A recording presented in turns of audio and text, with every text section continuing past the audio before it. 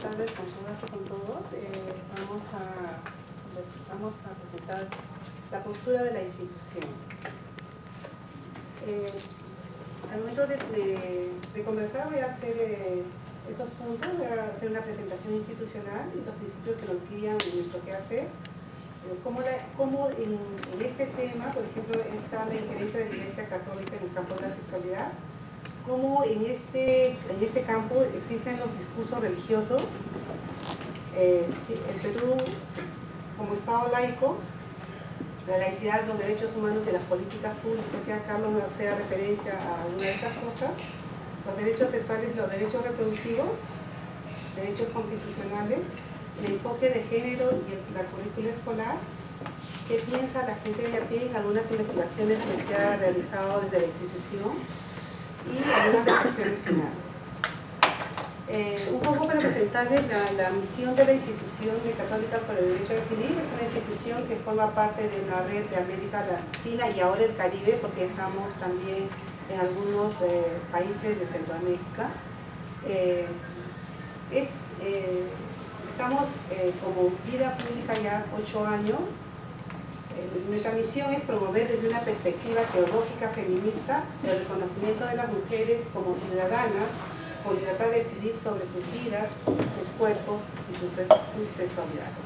Nuestra visión es una organización que tratamos de articular una base crítica que demande una iglesia que respete la autonomía de las mujeres y no imponga una moral sexual única, y que abogue por un Estado laico y políticas públicas que garanticen los derechos sexuales y los derechos reproductivos. ¿Cuáles son los principios que nos guían a la institución?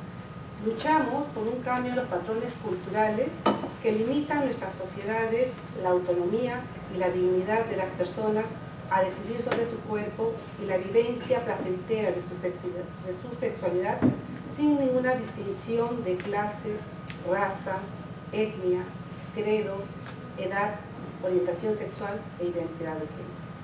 Afirmamos la autoridad moral de las mujeres y jóvenes para tomar decisiones de acuerdo a su libertad de conciencia, incluso cuando éstos deciden no continuar un embarazo no deseado. ¿Qué es lo que promovemos y defendemos? Los derechos humanos, particularmente los derechos sexuales y los derechos reproductivos.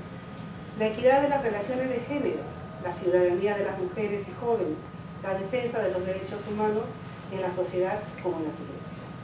El fin de todas las formas de discriminación que generan violencia, especialmente contra las mujeres, jóvenes y población LGTBI.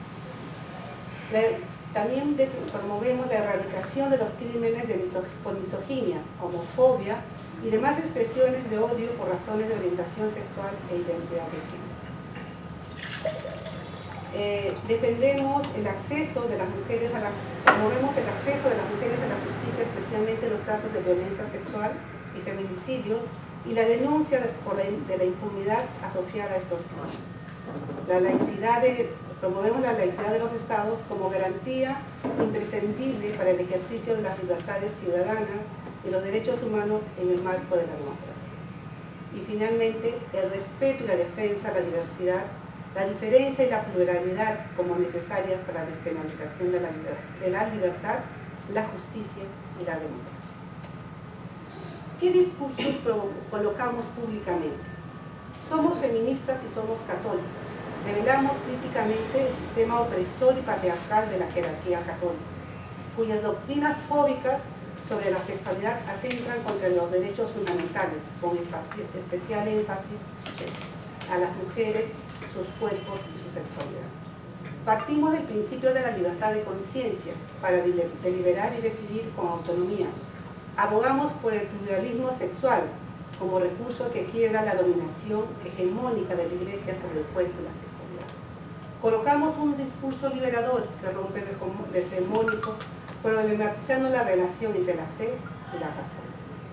Las luchas alrededor del aborto en el país tienen principalmente una base jurídica que nosotras también defendemos, pero sin embargo como institución consideramos importante entrar al debate público desde una postura que pueda complementar y que permita abordar la culpa, el estigma y la condena hacia las mujeres, Asimismo, apostamos por revelar documentos internos de la Iglesia Católica que dan cuenta de las rupturas de pensamiento hegemónico sobre el tema.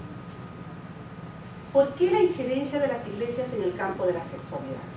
Porque perciben que los derechos humanos son una afección a su concepto de familia tradicional o familia natural y a sus bases morales. Se oponen a las relaciones fuera del matrimonio, sin fines procreativos, a la anticoncepción, a la educación sexual integral, fuera del ámbito familiar y a la legalización del aborto. En la moral religiosa, la reproducción se deja a los designios de Dios y con ello se desconoce a las personas como sujetos autónomos y con libertad de conciencia para decidir sobre sus propias vidas. ¿Qué discursos religiosos se empiezan a levantar sobre la sexualidad? Está basada principalmente en la visión de los cuerpos desde la prohibición, desde el pecado, imponiendo límites a la condición humana, no distingue entre lo privado y lo público, y sobre todo cuando se trata del ejercicio de la sexualidad en asuntos políticos. Desde el discurso religioso se impone un modelo hegemónico, el cual es transferido hacia las personas que ejercen cargos públicos. Esto de acuerdo a una investigación que hemos realizado. Y muchas veces los funcionarios y las autoridades lo tienen muy integrado, y lo que hacen es impedir la laicidad o la confesionalidad del Estado en los procesos de diseño, planificación e implementación de las políticas.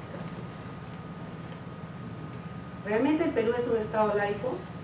Sabemos que por Constitución, el artículo 50 nos determina que el Perú es un Estado laico.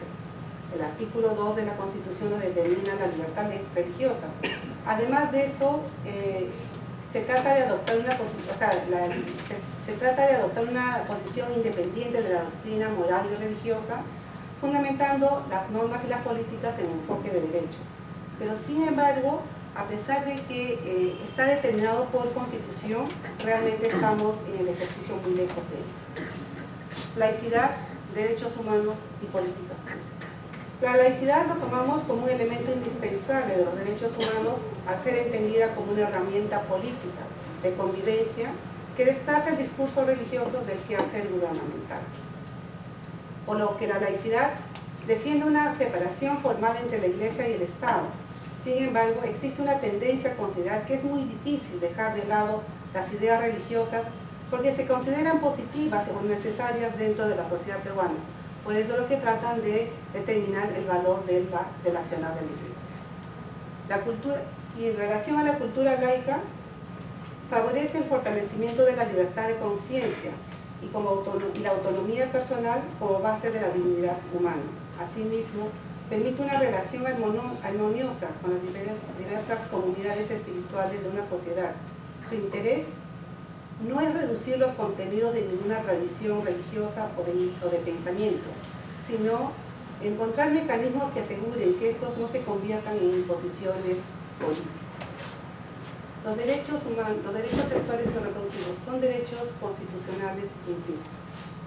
Los derechos humanos, son una manifestación fundamental de la libertad a la salud, a la intimidad de las personas, por lo que estos deben de ser garantizados a cabalidad mediante políticas públicas y normas relativas a la sexualidad y reproducción. El concepto de derechos sexuales y derechos reproductivos se legaliza o se legitima a partir de Cairo, y esto también se considera que es fundamental para el desarrollo social y económico de las personas, ¿no? El ejercicio de los derechos sexuales y los derechos reproductivos exige una acción positiva por parte del Estado para que las personas no vean afectados sus derechos a la salud sexual y a la salud reproductiva, ocasionando, por ejemplo, algunos problemas como embarazos no deseados, infecciones de transmisión sexual. Por lo tanto, los derechos sexuales y los derechos reproductivos son constitucionales implícitos, que pueden ser calificados como tales al amparo del artículo 3 de la Constitución. Llegamos al tema que en este momento se ha estado moviendo tras esta campaña tan realmente violenta, ¿no? El enfoque de género. Para nosotras en la institución, el enfoque de género nos permite observar, explicar y analizar las relaciones humanas, especialmente las de poder, construida sobre la base de la diferencia entre hombres y mujeres en la sociedad, a partir de las cuales se identifican las desigualdades y la discriminación que viven y que no les permite ejercer sus derechos y obligaciones de manera igualitaria. Para nosotras es importante la integración de este enfoque en la currícula escolar porque asegura una educación de calidad, promueve y consolida una ciudadanía con conciencia de derechos y responsabilidades para la convivencia igualitaria y sin violencia de los y las escolares. Asimismo, porque su implementación por parte del Estado, en este caso el Ministerio de Educación, es de prioridad y obligación estatal al haber sido asumida mediante la firma de compromisos globales desde hace varias décadas, y porque garantiza los derechos sexuales y reproductivos de los y las escolares, los cuales solo es posible al ejercer esto en un Estado integral. Por lo tanto, respaldamos el enfoque de igualdad de género en la currícula escolar porque forma parte de nuestros principios y además porque reivindicamos el movimiento contrahegemónico que lideró Jesús de Nazaret, de manera igualitaria entre hombres y mujeres, en los que todos y todas asumieron responsabilidades sin discriminación alguna, poniendo en práctica en el interior del movimiento el principio de igualdad y de no discriminación, que es contraria a los derechos humanos y al principio de fraternidad, sororidad que debería regir en las iglesias. En base a esto, nosotras hemos levantado algunas investigaciones, una de ellas, por ejemplo, en el 2012 con la socio con la Universidad Cayetano Heredia. Por ejemplo, el 57% de la población de Lima cree que las autoridades religiosas no deberían tener injerencia en las decisiones del gobierno. Esto es a través de una investigación del Instituto de Opinión de la Pontificia Universidad Católica de 2010. El 67% de la población católica cree que la Iglesia no debe intervenir en asuntos de Estado. Esto es a través de una investigación que nosotros realizamos en el 2011. Luego el 64% está en desacuerdo en que el Estado peruano apoye a la Iglesia Católica en el pago de los sueldos de obispos y sacerdotes católicos y que exonere de impuestos a la Iglesia Católica. Esta es una investigación realizada en asocio con la Universidad Cayetano Heredia en el 2002. ¿Cuál es la percepción de la población en relación a la educación sexual integral en las escuelas? Esto la recogimos en la investigación sobre sexualidad, religión y Estado, percepciones de los católicos y de las católicas. El 94% de los católicos determinan de que sí debe de impartirse la educación sexual en las escuelas. Y el 6% determinan que no. Hace poco se dio una información a través de opinión que es muy semejante. Ahí determinaban, por ejemplo, el 92%, 94%. Luego, en una investigación que nosotros realizamos sobre la edad y políticas públicas en 2015, determinan, por ejemplo, en el caso de la educación sexual, que esta investigación fue tomada en docentes, en este caso de los de salud, en los proveedores de salud y en los usuarios o en los alumnos.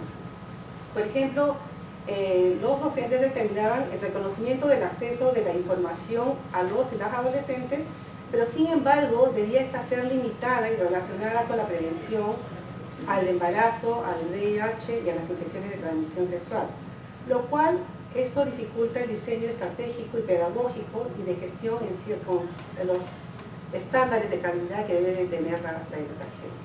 Luego, en general, la influencia de los discursos religiosos en la implementación de la educación sexual se constituye debido a la insuficiencia de herramientas de planificación que determinen metodologías, contenidos y el personal calificado que permite llevar a cabo de una manera adecuada la educación sexual. Por lo tanto, se deja un vacío y un amplio espectro en la decisión donde los docentes y las docentas puedan reproducir sus imaginarios al no tener herramientas metodológicas y puedan desarrollar esta temática de una manera no científica ni con calidad. Luego, por ejemplo, tenemos las percepciones de algunos funcionarios de educación. Por ejemplo, una determinada que no estaba de acuerdo en que el Estado provea de métodos anticonceptivos a los y las adolescentes porque se debe de trabajar en la prevención, la concientización en torno a la abstinencia sería lo más efectivo. Si un adolescente me realiza una consulta sobre métodos anticonceptivos, le daría la información, pero insistiría en la abstinencia. O sea, al final estas percepciones o estos discursos religiosos están muy interiorizados en ellos, que terminan vulnerando los derechos de información científica, con calidad y con ética, ¿no? Otra de ellas, por ejemplo, determinaba un usuario, un adolescente en educación en Pucallpa, que no se recurren a, o sea, decía él que no se recurren a ejemplos religiosos al momento de dar las tutorías, pero que sin embargo esto quedaba en general para muchos profesores, porque hablaban de la obediencia a Dios. Por portarse mal, deben de ser buenos ciudadanos, rezar cuando tienen problemas o encomendarse al Señor. Esto es en cuestión a la educación sexual integral. Y finalmente, algunas reflexiones finales. Creo que es importante determinar que la laicidad en nuestro país es una tarea pendiente, sobre todo al abordar las políticas públicas referidas a los derechos sexuales y a los derechos reproductivos. Las iglesias, y en particular los discursos religiosos, son una fuerza política que afecta el carácter del Estado y de la ciudadanía por la continua injerencia de discursos religiosos en los actores políticos, en las acciones de los gobiernos y en las políticas públicas. Y la cultura laica es una práctica política lejana a nuestra realidad. Para nosotros se ha naturalizado, por ejemplo, que muchas imágenes religiosas estén dentro de las instituciones públicas.